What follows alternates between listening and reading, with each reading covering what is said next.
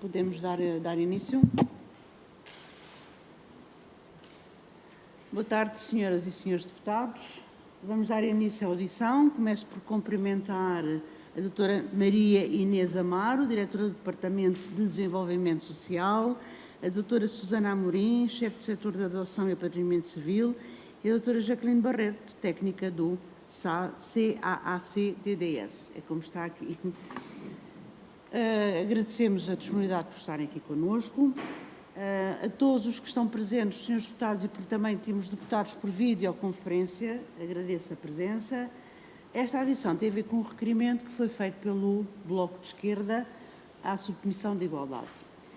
Esta audição tem uma grelha de temas definidos e é constituída por duas rondas que passo a anunciar. A primeira ronda é o Bloco de Esquerda, autor do requerimento, que coloca a questão, tem 5 minutos, e a seguir terão 10 minutos, que poderão usá-lo como quiserem. O que eu agradeço é, sempre que vão intervir, se forem pessoas diferentes, dizer o nome, que até para os deputados que estão ausentes também consigo, e eles estão aqui também, saber quem fez a pergunta.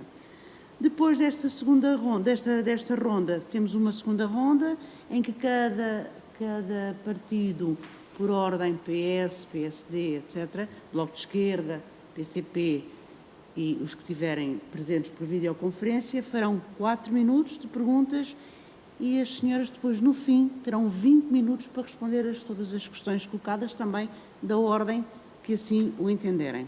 Vamos então dar início. Peço à senhora deputada Sandra Cunha, do Bloco de Esquerda, para iniciar. Muito obrigada. Muito obrigada, senhora coordenadora. Muito bom dia a todos e a todas, especialmente aqui aos representantes do núcleo, ia dizer unidade, enfim, estava à procura da palavra, do núcleo de infância e juventude da Unidade de Desenvolvimento Social da Segurança Social. O Bloco de Esquerda fez, portanto, um requerimento e, na verdade, são, enfim, digamos que a quarta entidade que estamos a ouvir no âmbito dos processos de adoção, porque já ouvimos o Conselho Nacional de Adoção, a Unidade para a Adoção, Apadrinhamento Civil, Acolhimento Familiar da Santa Casa Misericórdia de Lisboa e também a Autoridade Central para a Adoção Internacional. Este requerimento que o Bloco de Esquerda fez para ouvir foi para que a Assembleia da República possa ter um conhecimento mais apurado daquilo que é o Instituto e do ponto de situação do Instituto da Adoção em Portugal. Nós não temos, na verdade, grandes informações. Aquilo que temos são os dados e as informações que constam do relatório anual de caracterização das crianças e jovens em acolhimento, o CASA, que não cobre todas estas situações e que reporta às crianças que estão no sistema de acolhimento e é verdade que existem agora também os relatórios anuais do Conselho Nacional de Adoção, mas esses também dizem respeito à parte das crianças que têm proposta de encaminhamento. Portanto, todo o outro manancial de informação sobre as crianças que tendo situação de adotabilidade decretada, por exemplo, não têm encaminhamento ou, enfim, não têm uma família, sobre as suas características, necessidades, as suas idades, enfim, tudo isso, sobre também os candidatos à adoção existentes e as características que, enfim, que estão dispostos a aceitar numa criança, todas essas informações que existiam há uns anos deixaram de existir e existiam há uns anos através de relatórios anuais que davam conta de toda essa informação.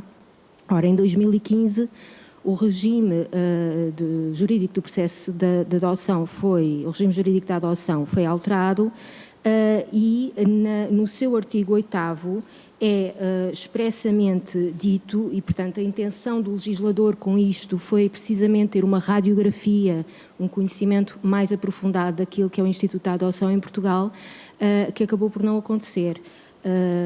Portanto, o artigo 7º, já agora ando um bocadinho para trás, o artigo 7º do regime jurídico da adoção diz que para efeitos deste diploma são organismos da Segurança Social, o Instituto da Segurança Social dos Açores, da Madeira e a Santa Casa Misericórdia de Lisboa.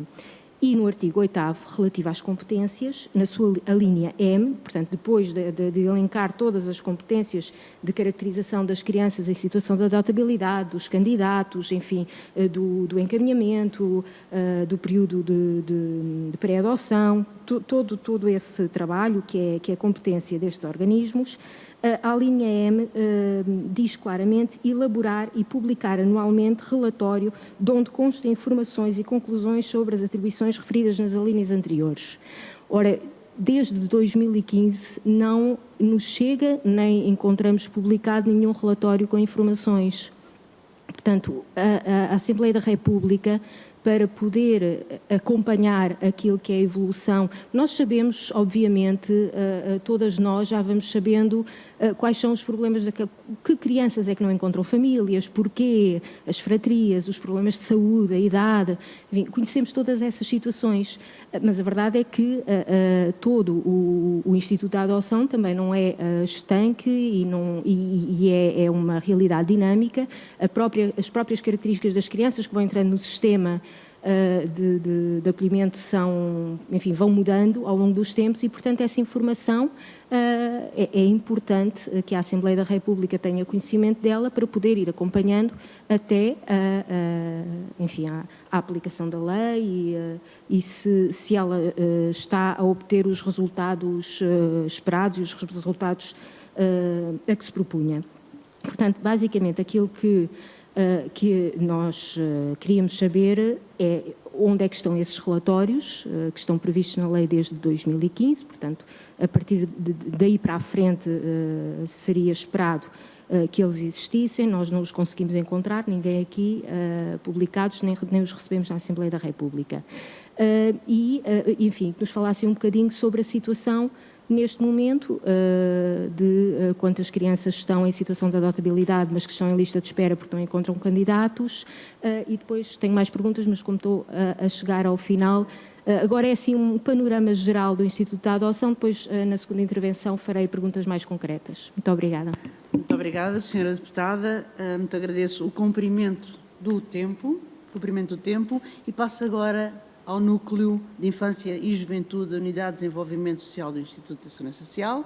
A quem dou a palavra terão 10 minutos. Só agradeço é que vão referindo quem fala e o nome. Obrigada. Com certeza. Muito obrigada. Muito boa tarde, senhoras deputadas e senhores deputados.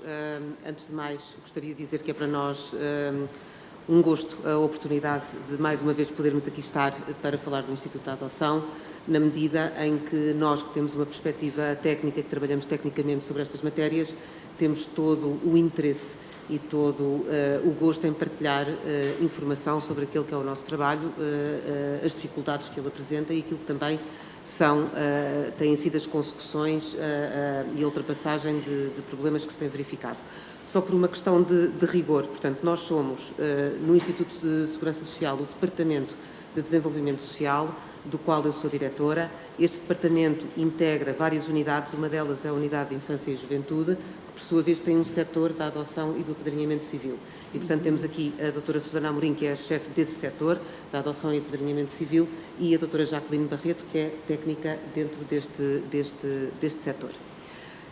Bom, sobre a questão que me parece que é aquela que tem maior saliência, se me permite assim dizer, da intervenção da senhora deputada Sandra Cunha, que de forma muito pertinente coloca a questão da informação sobre os processos de adoção e designadamente daqueles que estão sob gestão e sob acompanhamento do Instituto de Segurança Social.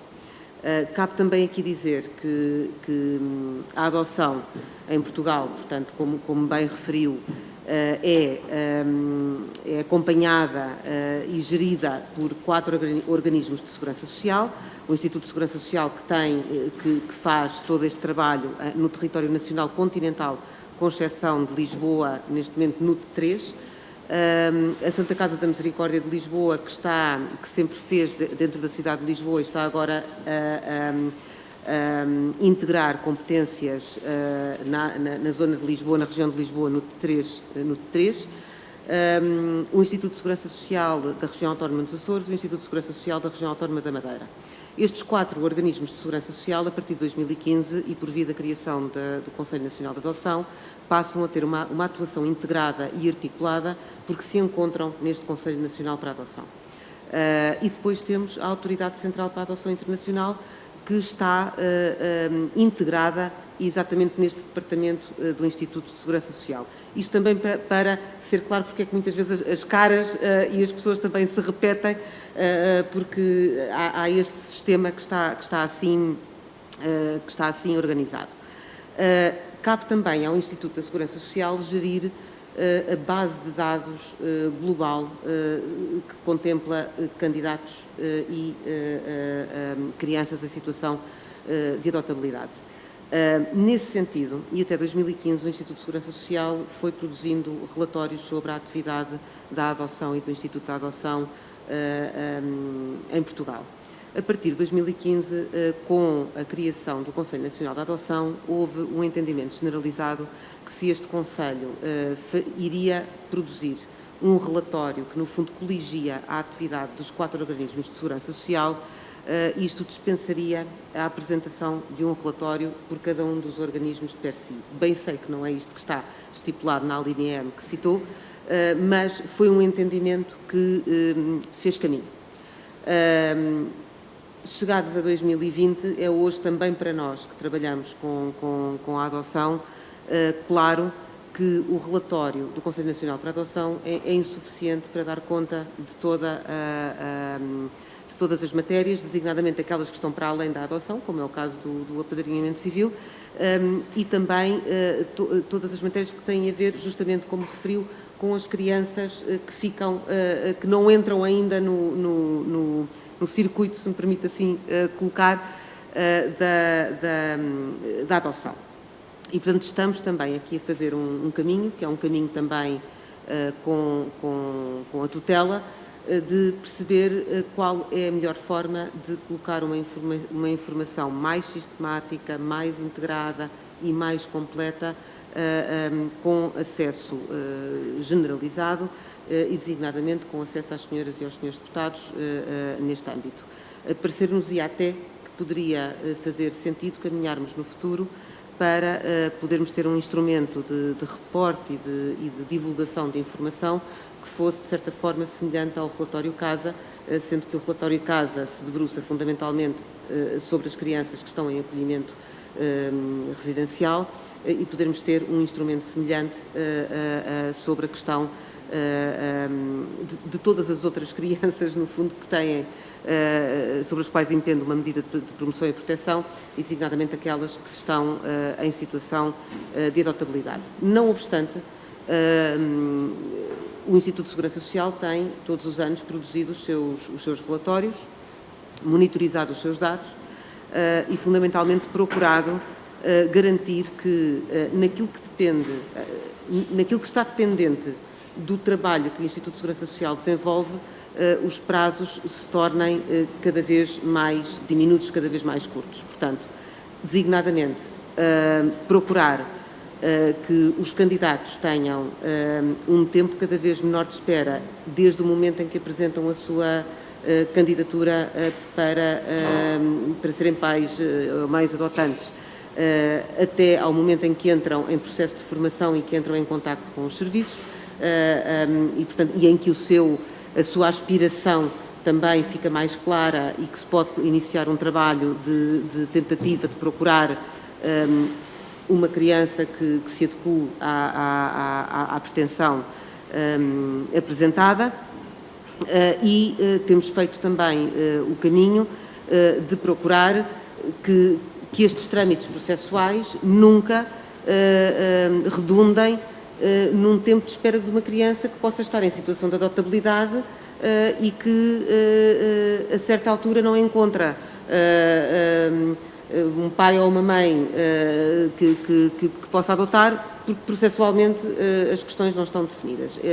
Este assunto creio que está bastante Por outro lado, a parte dos candidatos à adoção e de quando é que começamos a trabalhar com eles, também temos tentado garantir o que está previsto, que é não demore mais de 6 meses a avaliação de uma candidatura, mas temos algumas zonas territoriais onde, por falta de recursos humanos, esse objetivo tem sido mais difícil de cumprir. Mas eu vou passar a palavra às minhas colegas que têm informação mais circunstanciada. Pronto. Efetivamente aqui, Susana desculpe. Muito boa tarde. Efetivamente aqui a equipa de adoção da Segurança Social, este organismo engloba 18 centros distritais, são as tais 18 equipas de adoção que operam, portanto, efetivamente com exceção de Madeira, Açores e Santa Casa. E os números e esta produção de relatório que fazemos, que é uma ferramenta de trabalho imprescindível para nós, reporta sempre, e os dados que vamos apresentar aqui hoje reportam a esses 18 centros distritais. No fundo, é importante também estabelecermos aqui esta situação. O que é que a questão que colocou também era do número de candidaturas, não é? E o número de crianças em situação de adotabilidade. E aí, mais uma vez, reforço que só estamos a falar do Instituto, portanto, que este setor coordena. E eu, se calhar, passava, como estamos com pouco tempo, para a Jacqueline, para nos dar aqui a noção dos números, não é? Tens mais esta noção, Jacqueline? Boa tarde, então, a todos. Muito obrigada pelo convite. Jaqueline Barreto, como foi referido, técnica no setor da adoção e apadrinhamento civil do Instituto da Segurança Social. Vou tentar ser rápida. Percebo perfeitamente a questão e para nós, como disse a doutora Susana, isto é muito importante porque é uma ferramenta de trabalho para nós.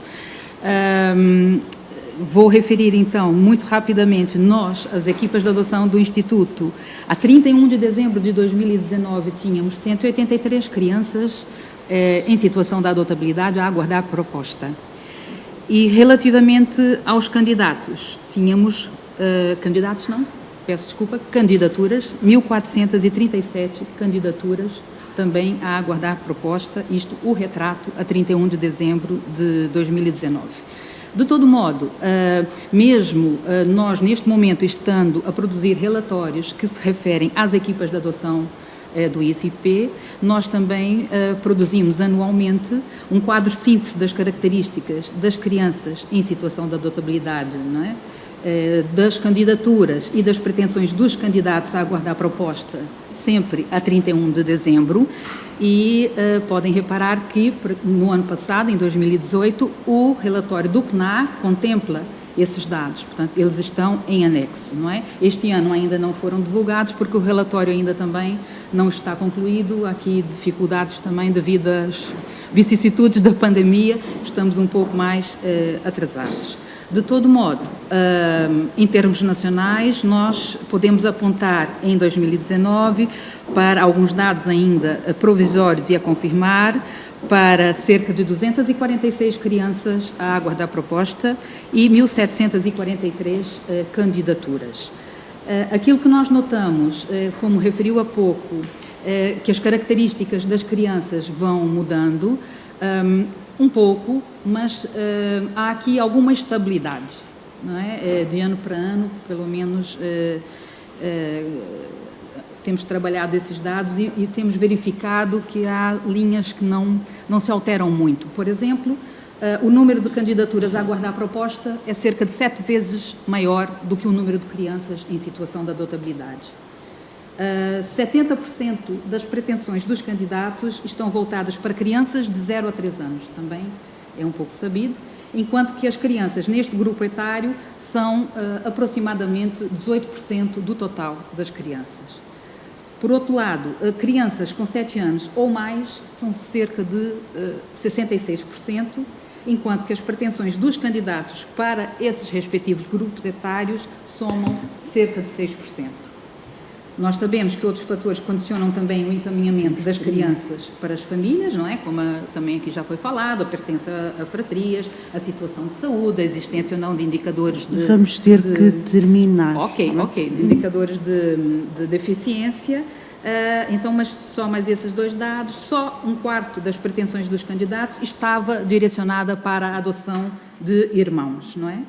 e 27% das crianças revelavam problemas de saúde graves, 31% portadoras de deficiência e as pretensões dos candidatos, respectivamente, para esses grupos, 0,4% e 0,7% das situações. Muito obrigada, peço desculpa. Muito obrigado, o tempo é curto. Agradeço a explicação. Passo agora a palavra ao Grupo Parlamentar do PS, à Sra. Deputada Romualda Fernandes, que dispõe de 4 minutos para fazer a sua intervenção. Muito obrigada, Sr. Presidente.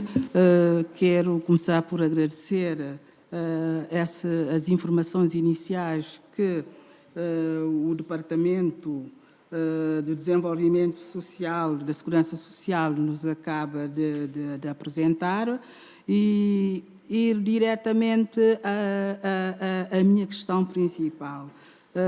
Vimos a discrepância entre o número de crianças em condições de adotabilidade que existem e o número de candidatos para a adoção, para a proposta de adoção.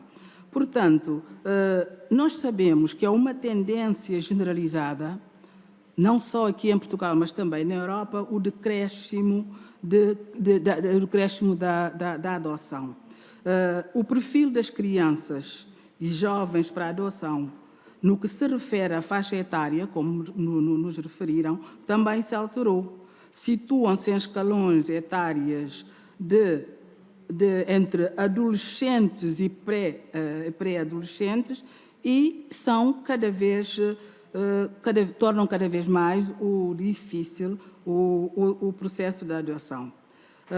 O último relatório do Conselho Nacional da Adoção mostrou-nos, efetivamente, o que nos referiram, que há 7 vezes mais os candidatos adotantes do que crianças disponíveis para adotar.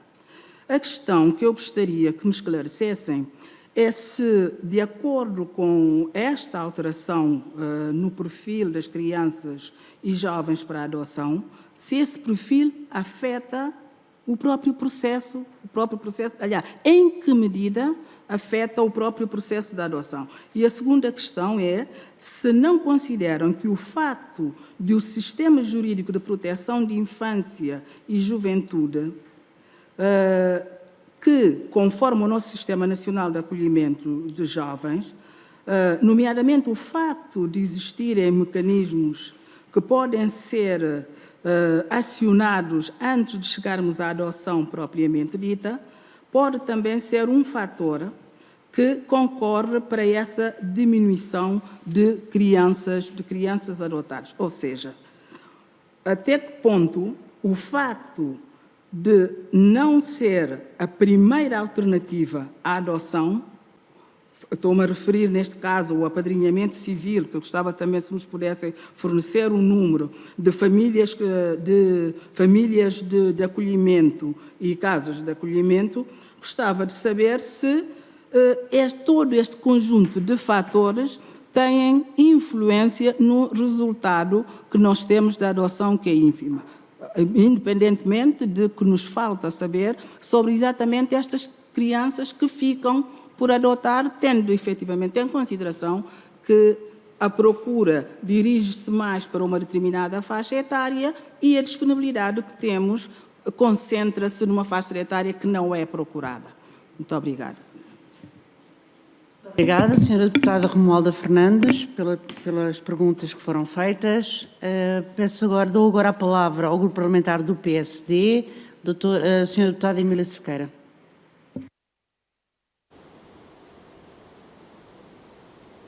Boa tarde, não sei se... Estamos a ouvir bem, Sra. Deputada. Estão a ouvir bem? E estão a ver? Não, agora...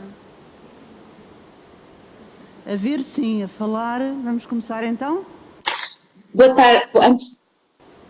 Antes de mais, boa tarde a todos. Obrigada, Sr. Presidente. Cumprimento as três representantes do Núcleo de Infância Social do Instituto de Segurança Social, sendo que, nota prévia, gostava de deixar nota que nós estávamos em parte entidade envolvida no âmbito das questões da adoção. Relativamente a esta Então, eu gostava de... Senhora deputada, está a fazer ressonância, não sei se tem... Gostava Senhora deputada? Sim, sim, senhora. Eu estou a ouvir aí, mas... Senhora deputada, está a fazer ressonância, não sei se tem mais alguma coisa ligada. Eu não, para Presidente. Tem algum microfone aí na sala que esteja ligado. Vamos ver. Fazer é.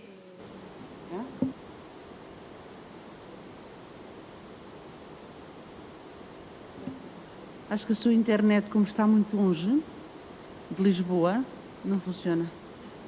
Nossa, Vamos tentar de novo. A ligação com a internet não está a correr tão bem como nós esperaríamos. Porque mais temos os 5G. Está a conseguir? Estão a ouvir? A não ser que sim, vamos ouvi-la. O problema é a ressonância, mas pronto, vamos tentar. Se quiserem, eu posso ser e voltar a ficar muito rapidamente.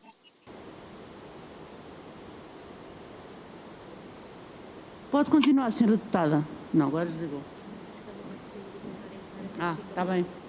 Vamos tentar ver. Vai voltar a entrar, é isso, senhora deputada?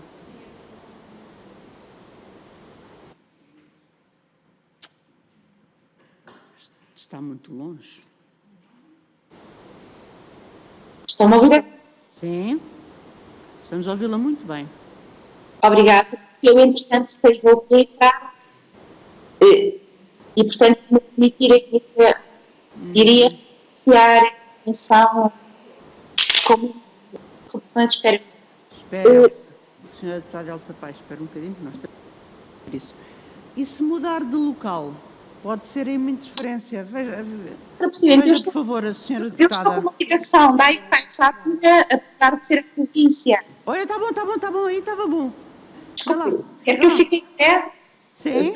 Eu vou tentar ficar em pé no escritório, a ver se conseguem ouvir agora. Estava melhor sentadinha, mas pronto. Senhora Presidente. Permita-me estar na minha sala de reuniões. Eu quero que é um bocadinho inusitado. Primeira vez que é uma prova. Como é que não sei. Como sabe. Pronto. Não ficar. Neste ano todo, a audição mais eu vou começar sobre pequenas dos 18 minutos de internet.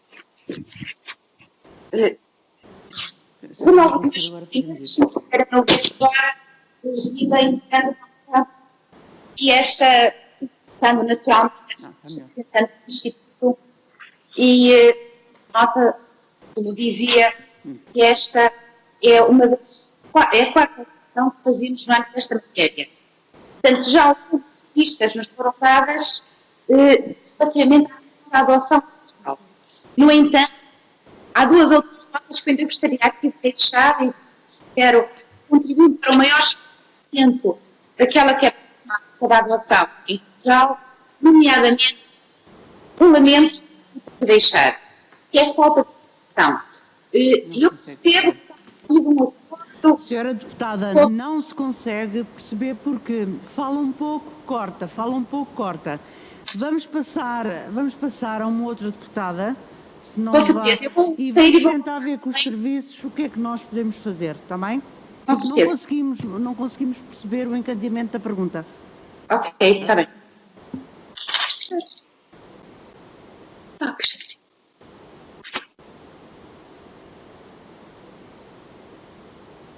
Passar então ao Bloco de Esquerda. Obrigada. A senhora deputada Sandra Cunha. Obrigada, senhora coordenadora. Bem, então eu, antes de mais, dizer que fico muito contente que, enfim, estejam a perceber como será a melhor forma de juntar e de divulgar e de recolher, enfim, e de trabalhar e divulgar toda a informação, um bocadinho à semelhança do que é feito para o relatório Casa, para as crianças que estão em acolhimento, porque é de facto importante enfim, penso que é importante para toda a gente, para o país, e é importante também para a Assembleia da República perceber se as alterações que vão sendo feitas e que vão saindo desta Casa, enfim, fazem sentido, se estão adequadas à realidade, e para isso, evidentemente, é preciso conhecermos a realidade e realmente, de há uns anos para cá, temos tido muita dificuldade em conhecê-la. Eu queria agora fazer aqui umas questões muito concretas. Uma tem a ver com uns dados que nos foram agora dados. Estou aqui à procura do seu nome. Jacqueline. Pela senhora doutora Jacqueline, relativamente aqui às crianças, referiu que 27% das crianças tinham problemas de saúde grave e 31% eram portadores de deficiência. Portanto, isto acumula, não são 31 com deficiência dentro das que têm, ou seja, pronto, ou seja, 31 mais 27, ok. Exatamente, o que torna aqui este universo de crianças com problemas de saúde bastante grande. Ok, então, mas outras questões têm a ver com os números que agora aqui foram dados, estes últimos das 246 crianças em situação de adotabilidade à espera de uma proposta de família. Há alguns anos e também em anos bastante recentes falava-se de um grupo de cerca de 500 crianças, andava sempre à volta disso, 400 e tal, 500 e tal, enfim, à roda das 500 crianças, que eram aquelas crianças que tinham projeto de vida de adoção. Algumas teriam passado pela medida e depois tinha-se recuado, porque precisamente são aquelas que não encontram resposta e que não há candidatos para elas. Queria saber se têm esses dados, quantas é que há neste momento e o que é que lhes aconteceu, porque são essas informações que nos faltam, não é? Essas crianças que não encontraram famílias, por razões das deficiências profundas, dos problemas de saúde, das fatrias, etc., o que é que lhes acontece, onde é que elas estão, o que é feito dessas crianças. Porque realmente falava-se, eram sempre um grupo de cerca de 500. Estou mesmo a terminar, apenas para perguntar também, relativamente ao apadrinhamento civil. Nós sabemos que o apadrinhamento civil, enfim, foi uma medida pensada para situações concretas, mas que parece não ter tido a expressão. Queria, por favor, a confirmação. Quantas crianças estão em apadrinhamento civil e que candidaturas é que há para apadrinhamento civil e o que é feito para promover essa medida, essa resposta. Por último, a avaliação das candidaturas à adoção, mas também o acompanhamento nos períodos de pré-adoção, portanto, integração da criança e até no período pós-adoção, como é que isto decorreu durante este período de pandemia. Nós aqui recebemos constantemente lamentos de várias pessoas e alguns deles têm a ver, e várias zonas do país têm a ver com a interrupção do processo de avaliação de candidatura, porque não há, enfim, as sessões de formação foram interrompidas, não é dada informação sobre quando é que são retomadas, portanto queria perceber um bocadinho o ponto da situação, se tem essa noção de como é que os serviços estão com as questões do teletrabalho e como é que se já retomaram, quando é que pensam retomar e o acompanhamento especialmente, que o acompanhamento no pré-adoção é feito, enfim, de forma próxima, não é? Com as famílias e com a criança que já está integrada e no pós-adoção também como é que está a decorrer neste período de pandemia. Obrigada. Muito obrigada, Sra. Deputada. Eu só queria referir que não sou coordenadora, sou Presidente. É o hábito, eu percebo. Pronto. Eu pensava que era outro hábito, de outra coordenação. Está bem. Bom, passo agora a palavra, vamos tentar de novo, à senhora deputada do Grupo Parlamentar do PSD, deputada Emília Cerqueira, vamos tentar de novo. Vamos ver.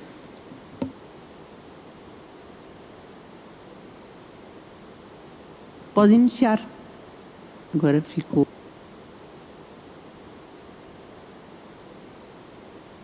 Obrigada, Sr. Presidente. Espero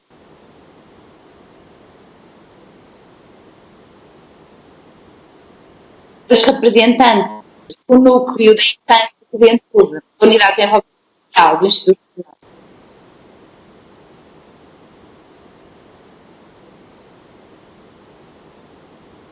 Senhora deputada, vamos ter que passar ao grupo parlamentar do PCP, que agora ainda piorou. Senhora Presidente, peço desculpa. Eu recomeçarei no fim, não tenho todos os mas eu julgo que sejam uma técnica e dos motivos. Senhor deputado, estou-me aqui a dizer que tal desligar o vídeo e ficar só o som. Mas eu julgo que continua a ser um problema aí dos serviços, porque Mas há pouco, quando não tinha o vídeo, ouvia-se lindamente. Mas é um problema aí dos serviços, não é meu. Peço desculpa por tentar novamente, mas tenho a certeza que não é um problema meu. Calculo que sim. Portanto, já estamos aqui constantemente. Bom, vou tentar aqui outra vez, isto já começa a ser.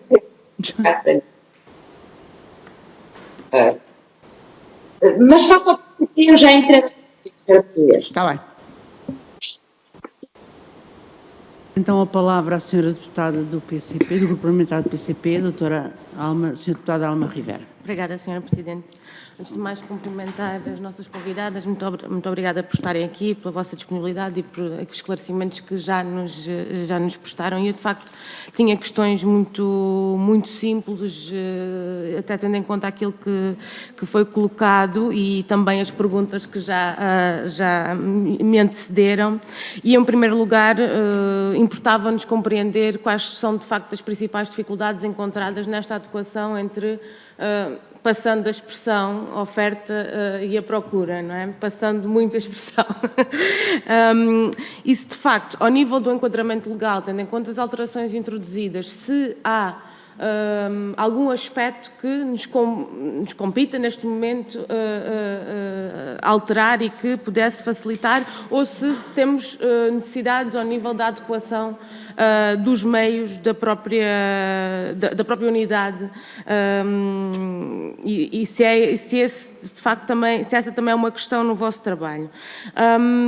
Naturalmente tinha interesse abordarmos a situação concreta e imediata da pandemia, compreender como é que se adequa processos já de si tão complexos a uma situação e que necessariamente necessitam de contacto pessoal, como é que se adequa a esta situação e de que forma se ultrapassará estas dificuldades. E colocava-vos também uma questão muito particular, tendo em conta que salta à vista a diminuição de jovens em família de acolhimento, particularmente nos últimos 10 anos.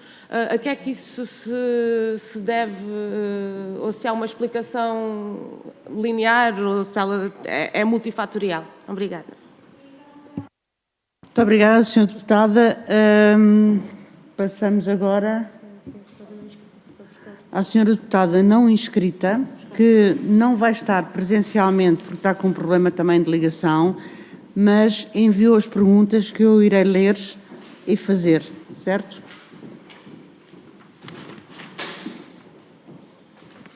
Então passo a ler. Em novembro de 2019, só no Distrito de Lisboa existiam 1.250 crianças em instituições em situação de poderem ser acolhidas por uma família.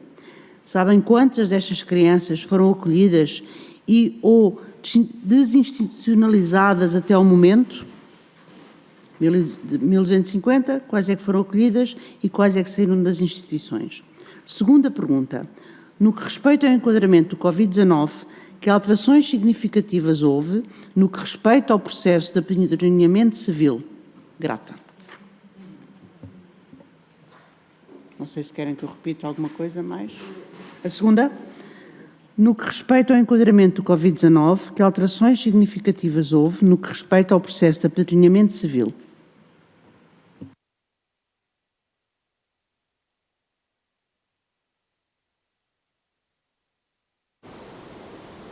Senhora deputada Emília Cerqueira, vamos tentar de novo. Eu pedi-lhe que não ligasse o vídeo e só ficasse o som, para ver se é um problema. Saiu? Voltou a sair. Então não sei o que possa fazer.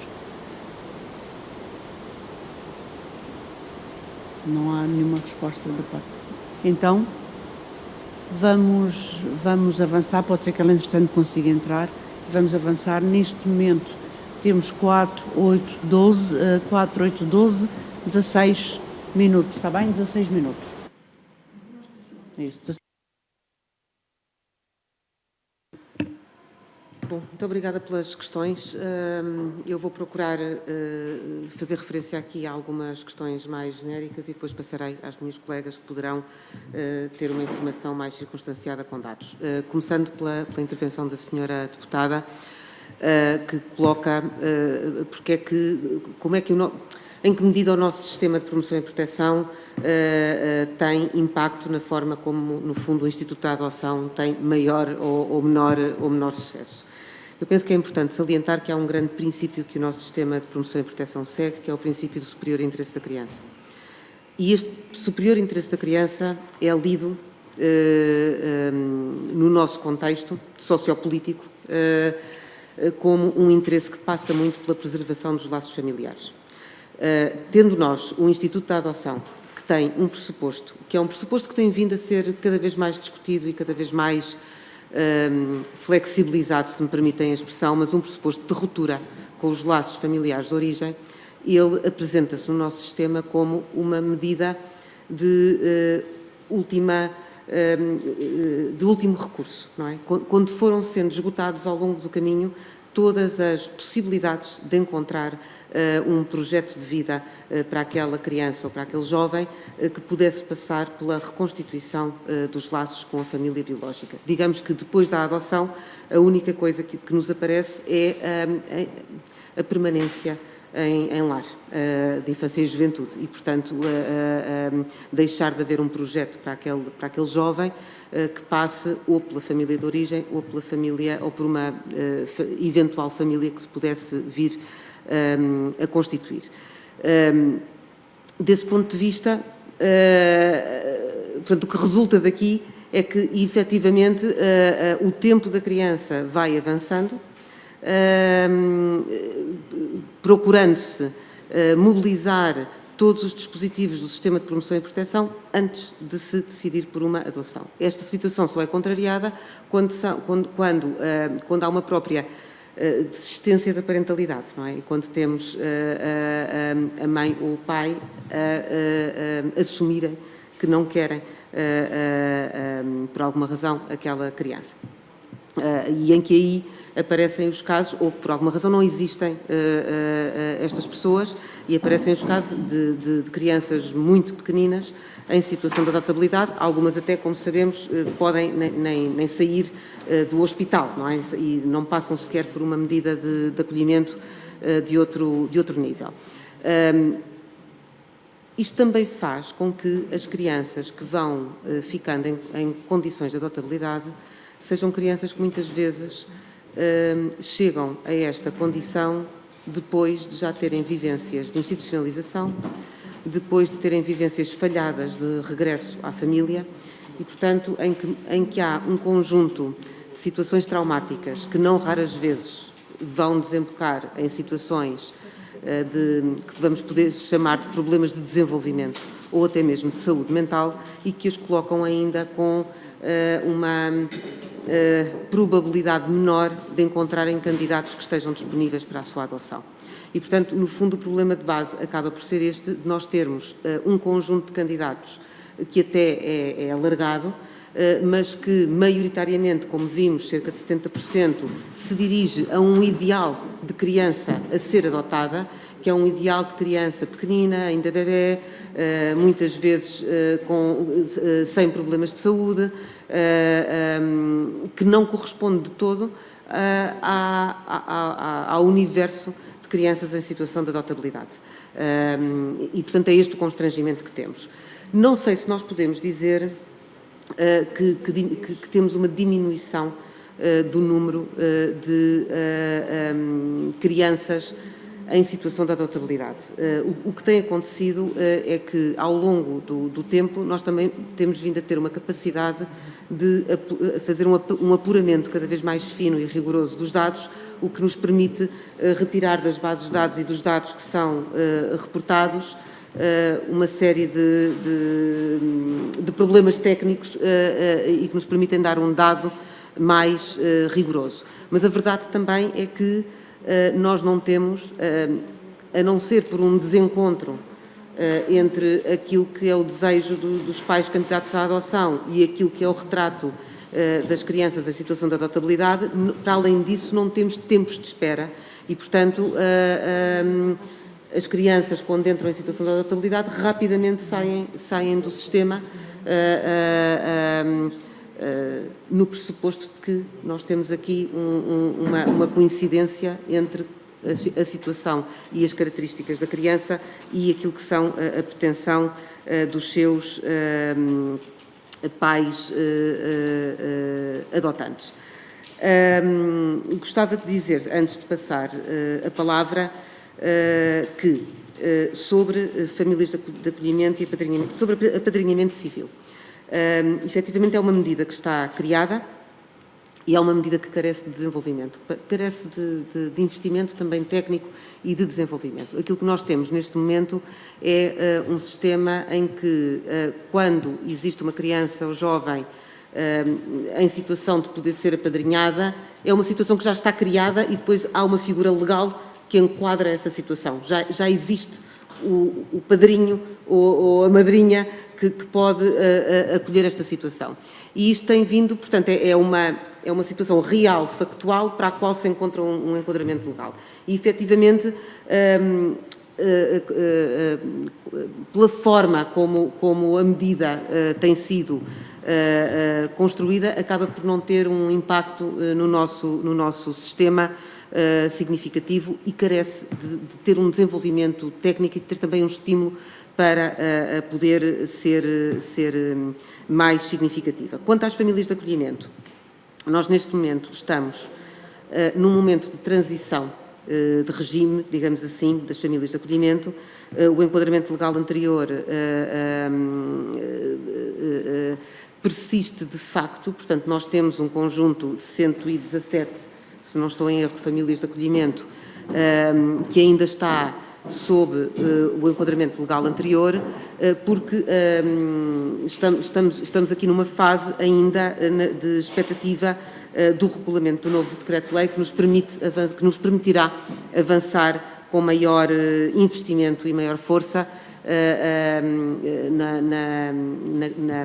na captação, seleção e formação de famílias de acolhimento que possam já entrar no novo regime, sendo que o enquadramento legal que temos neste momento olha para as famílias de acolhimento como uma solução, sobretudo para as crianças mais jovens, até aos 6 anos, portanto, como uma solução de acolhimento que possa, de certa forma, secundarizar o acolhimento institucional. Secundarizar no sentido, portanto, prevalecer o ambiente familiar por relação ao ambiente institucional. E, eventualmente, poderíamos ter aqui a figura do apadrinhamento civil a servir crianças mais velhas que não entram na condição de adotabilidade. Mas há um caminho a fazer neste sentido. Sobre as questões da pandemia, eu gostava de dizer que, como as senhoras deputadas provavelmente imaginam, a pandemia colocou ao Instituto de Segurança Social uma enorme exigência, um enorme desafio de várias latitudes.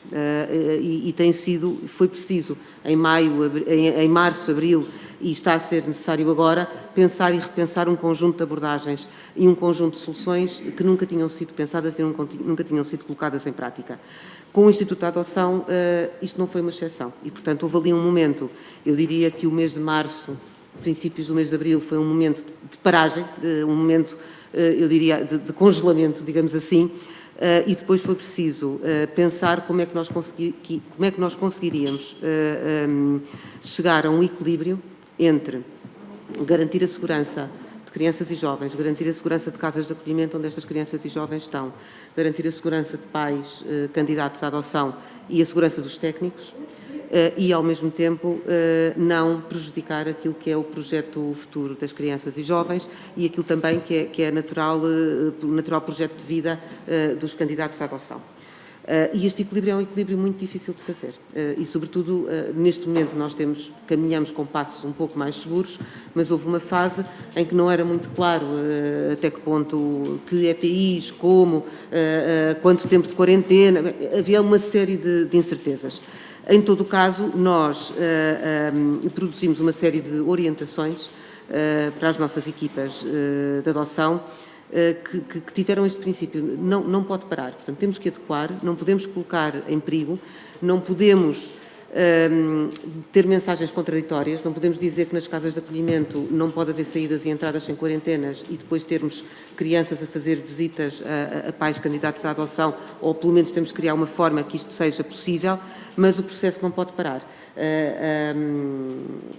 Para não gastar mais tempo, eu vou passar às minhas colegas que poderão dar aqui informação mais detalhada. Pronto. Relativamente aqui, tentando fazer aqui uma súmula e um percurso por todos os pontos que vocês apontaram, as várias questões, já perceberam que há aqui um percurso de medidas até a criança estar em situação de adotabilidade, não é? Portanto, há fatores que influenciam esta adoção de crianças que vocês dizem cada vez é mais tardia, portanto, o perfil das crianças alterou-se claramente, porque a entrada também no sistema judicial também é mais tarde. Portanto, acabam por entrar em acolhimento institucional crianças mais crescidas do que entravam há alguns anos. Tudo isto depois, e com este estudo de a primeira medida, para terem aqui uma noção, é sempre de apoio junto a familiar, e depois vamos passando as várias medidas para o acolhimento institucional, para a adoção, e a adoção acaba por ser a última medida. Portanto, a adoção não é a resposta para todas as crianças, também é importante percebermos esta situação. Há sempre crianças, e o princípio da adoção é, no fundo, que a criança encontre resposta no seu país de origem, e são essas crianças que ficam em Portugal. Depois há, e nós falámos em audições anteriores, as necessidades adotivas particulares, que são aquelas crianças que, não encontrando resposta no seu país de origem, mas que efetivamente, tendo também a sua medida de adoção, se tenta que o seu projeto familiar seja conseguido fora de Portugal. Quando falaram aqui na questão das avaliações das candidaturas, o acompanhamento durante a pandemia, é importante percebermos, para além do que a doutora Inês falou, que em março, quando entramos em confinamento, devem imaginar que havia muitas situações que estavam em curso, seja de integração, seja de pré-adoção. E nessa altura, por acaso, eu estava em equipa de terreno e posso-vos dizer que não parou por um momento. Portanto, o que parou foi efetivamente o contacto presencial, físico. Ele foi mantido depois através de contactos telefónicos, de e-mail, de videoconferências, de videochamadas, portanto, todas essas famílias foram sendo acompanhadas. Obviamente que situações de integração em que precisávamos de entrar numa casa de acolhimento, essas sim, e cumprindo todas as orientações da Direção-Geral de Saúde, portanto, as casas não poderiam permitir a entrada de elementos externos, e sim foram paradas. E mesmo nesses casos, e recordo-me perfeitamente de haver crianças que estavam na semana seguinte, portanto entramos em confinamento a 13 de março, a 16 estávamos para arrancar com várias integrações e o que aconteceu, dado que a criança estava preparada para isso, foi manter de alguma forma aqui o contacto com a família adotiva. Porque há apresentações, portanto não é tudo novo quando chega ao momento da integração e manteve-se de alguma forma essas situações, ou seja, fomos tentando colmatar, cumprindo sempre todas as orientações, fomos tentando colmatar o afastamento físico que era inevitável, portanto, em todas as situações. O que é que foi interrompido efetivamente, porque abordaram aí as questões do teletrabalho. Portanto, a avaliação de candidaturas, em que é feita em contexto fechado ou em contexto de domicílio dos candidatos, a própria Direção-Geral de Saúde não permitia, não aconselhava que isso fosse feito. E, efetivamente, esse foi um período em que as avaliações presenciais foram paradas. Em termos das formações, foram e houve vários centros distritais a fazer as formações, porque, como devem imaginar, há formações para a adoção, a formação A antes da formalização de candidatura, a formação B durante o percurso de estudo e avaliação e a formação C já após a avaliação da candidatura. E houve formações que conseguimos e que vários centros distritais conseguiram arranjar estratégias de conseguir passá-las para os candidatos de modo a diminuir o impacto aqui da pandemia. Isto, no fundo, para vos dizer que houve um esforço de todas as partes, sejam técnicos, sejam candidatos, até mesmo incluo aqui as crianças, para nos adaptarmos a uma realidade da qual ninguém estava à espera. quando falamos também no processo, e nos números que são diferentes, isto passando já para outra questão, os números diferentes... Peço desculpa, só em relação a isto, só chamar a atenção de que nós, sobre este aspecto, estamos a falar pelo organismo de segurança social que representamos. Portanto, o Instituto de Segurança Social pode não ter sido exatamente a mesma linha aquela prosseguida pelo Instituto de Segurança Social da Madeira, dos Açores e a Santa Casa da Misericórdia. Pronto, quando falamos dos processos ativos de crianças, nós falamos em todas as suas várias fases. E é importante apontarmos estas fases, ou seja, uma criança que está em situação de adotabilidade e que os técnicos vão conhecer e caracterizam essa situação, está numa situação, no fundo, que tecnicamente se chama a aguardar propostas, está a aguardar uma resposta adotiva. Entra depois numa fase de transição, ou seja, conhece a sua família adotiva, inicia-se a integração e o conhecimento. Correndo tudo bem, e temos tido a maior parte, como devem saber, e aliás já falamos noutras audições, entramos em período de pré-adoção. Este período, como a lei define, são 6 meses, podendo ser alargado aqui aos 9 meses, e depois sim podemos entrar na pós-adoção, que é, aliás, um dispositivo, digamos, legal da lei de 2015, que aborda aqui a questão da pós-adoção pela primeira vez, e isto é integrado com outras questões depois adjacentes também à parte da adoção já decretada. O que é que podemos falar aqui mais do apadrinhamento civil? Também tocando aqui só um pouco, depois passo aqui à colega Jacqueline com os números, que também é algo que vocês solicitaram. O apadrinhamento civil, como a doutora Inês já falou, é efetivamente uma relação jurídica, é uma medida jurídica. E ela não está, é preciso aqui um relançamento da medida. O que eu considero é também em termos técnicos, mas vamos ver a origem do apadrinhamento civil. A origem do apadrinhamento civil é, no fundo, que existam duas famílias em concordância no interesse daquela criança. Nós temos a família biológica e temos os padrinhos civis. E muitas vezes sabemos que as crianças que estão em apadrinhamento civil, algumas delas, ou grande parte delas, é porque a sua medida de adoção também pode não ter sido possível. Por isso, a sua família de origem não era a família mais capaz de lhe dar, de colmatar as suas necessidades, a sua necessidade de proteção, vamos até de amor, de atenção. Que parar. Portanto, porque vão fazer mais coisas. A deputada do grupo parlamentar do PSD ainda vai fazer uma pergunta. Muito bem. Então pronto, deixamos para depois. Okay. Senhora deputada do grupo parlamentar do PSD, vamos ver agora.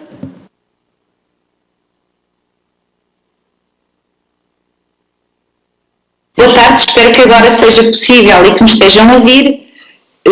Começaria por cumprimentar o Instituto, o Núcleo da Infância e Juventude e deixar, depois desta longa audição, deixar já 2 ou 3 notas, começando pelo facto de esta é a 4ª audição que se faz no âmbito da matéria da adoção, e sendo que algumas respostas foram dadas. No entanto, em nome do PSD, há uma nota prévia que não posso deixar de vos fazer chegar, que é o lamento pela falta de informação.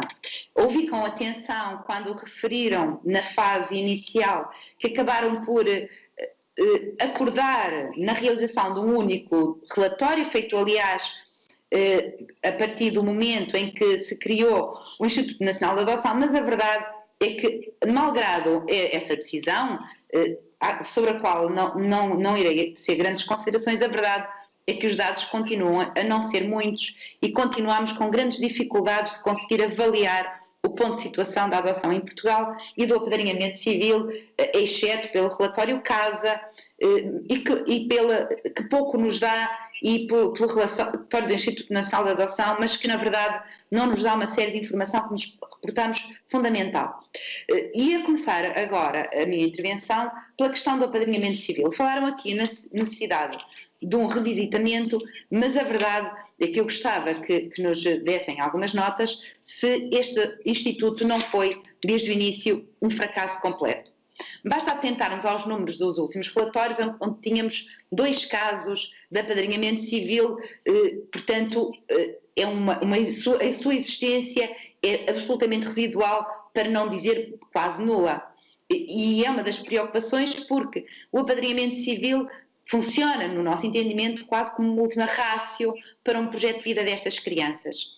A verdade é que também será que ao se estabelecer este regime como substituição à adoção restrita, não se fez, na tentativa de criar algo novo, não se abandonou um instituto que poderia ter algum futuro por um instituto novo que, na verdade, acaba por ser inexistente para além do papel.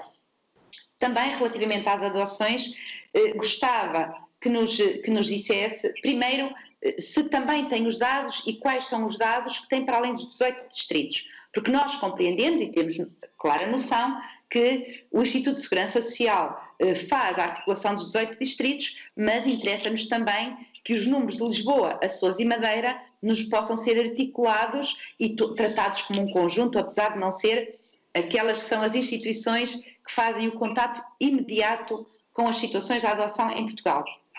Também temos aquele velho problema que, aliás, ao longo das décadas se vai falando, das crianças desejadas dos 0 aos 3 anos e depois das restantes crianças acabarem num circuito onde há imensas crianças e muito poucos candidatos. E gostava de saber quais são as ferramentas, quais são as estratégias que a Segurança Social tem vindo a desenvolver, por forma a que os candidatos abandonem a imagem da família ideal e estas crianças não sejam também elas arredadas de um projeto de vida e de um projeto de adoção em detrimento daquelas que são as desejadas. Relativamente às fraterias também, quais são as estratégias que têm estado a ser usadas?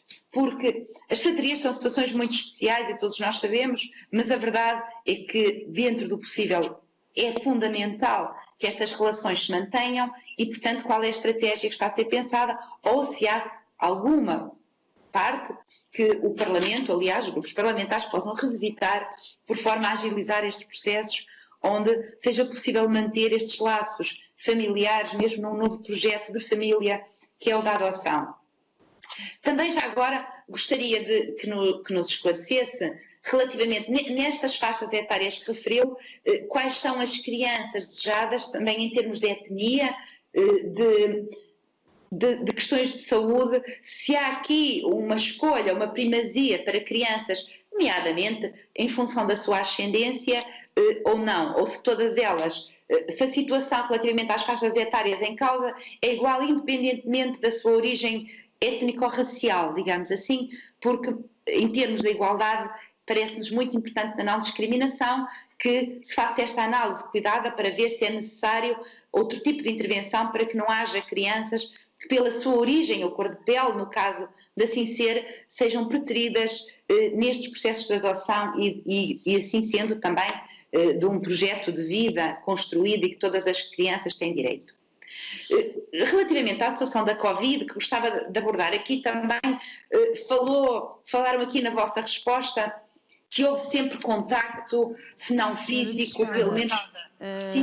O tempo já passou 1 minuto. Vou mesmo terminar, Sr. Presidente, aqui não tenho noção do tempo, mas iria mesmo terminar só com uma pequenina nota final, que tem a ver com o Covid e a ausência de contacto presencial e físico, bem como os confinamentos antes da entrada em qualquer instituição ou de algum contacto com família. Essas medidas não podem causar um prejuízo irremediável nos projetos destas crianças e, continuando nós a viver no Covid, quais são as ferramentas que vão ser adotadas para que isto não se repita? Obrigada pela tolerância, Sra. Presidente, e desculpem pelos constrangimentos que se verificaram na ligação. Obrigado. Muito obrigado, Sr. Deputado.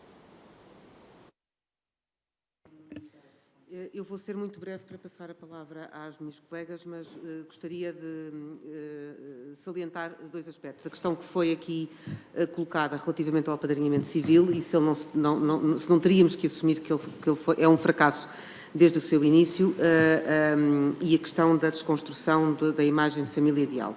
Sobre este primeiro aspecto, eu gostava de dizer que o apadrinhamento civil convoca-nos para um olhar para a questão da promoção e proteção de crianças e jovens, que é diferente daquela que estamos habituados e que, no fundo, contraria um pouco o paradigma em que continuamos a estar, em que pais continuam a olhar crianças e jovens como propriedade sua. E, portanto, permanece ou prevalece esta ideia de que a adoção implica uma ruptura com os laços anteriores, porque a criança ou é minha ou é de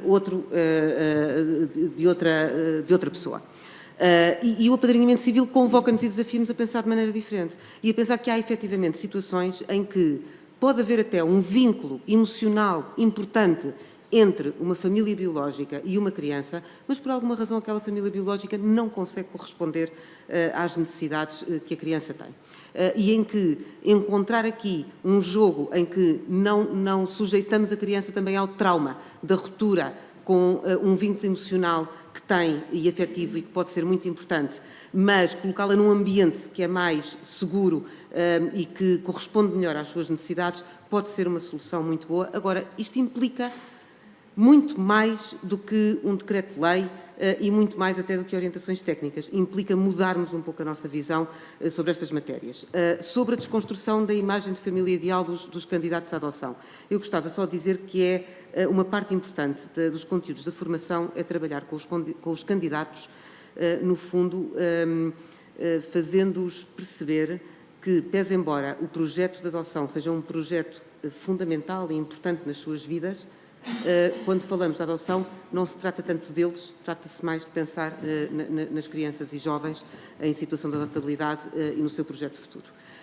E, portanto, eles têm que se descentrar de si, das suas próprias necessidades, dos seus sonhos, das suas aspirações, ou pelo menos encontrar uma forma de os conectar com as crianças e jovens que ali estão, e a formação procura incidir sobre estas matérias. Não temos muito tempo, eu passo já a palavra.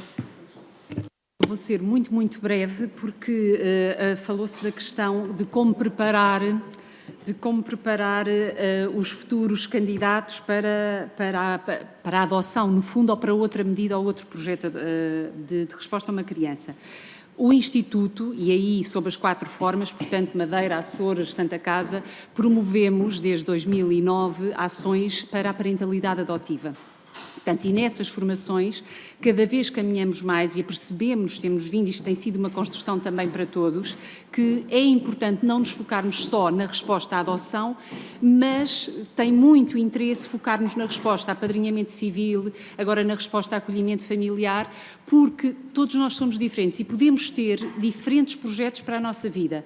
Enquanto que há pessoas que pensam que a adoção é o ideal e a tal questão, a família biológica afastada, outros entendem, e no interesse da criança, que é bom esta comunhão entre as duas famílias e se calhar o projeto de apadrinhamento civil fará muito mais sentido. Portanto, estas formações para a parentalidade são formações que cada vez mais têm sido impulsionadas para também dar ao público em geral toda esta informação. Agora passava aqui às... Bem, vou tentar correr aqui um pouquinho, satisfazer a curiosidade relativamente a números. No que respeita ao apadrinhamento civil, como já foi falado, é um instituto relativamente residual. No entanto, aquilo que nós notamos é que em 2019 foram apadrinhadas civilmente mais crianças do que em 2018. Portanto, foram 19 crianças apadrinhadas, mais 4 do que em 2018, muito embora, em termos de padrinhos habilitados, este número foi inferior. Em 2018 foram 20 e em 2019 11 padrinhos. Isso confere um pouco também, dados das nossas equipas do Instituto.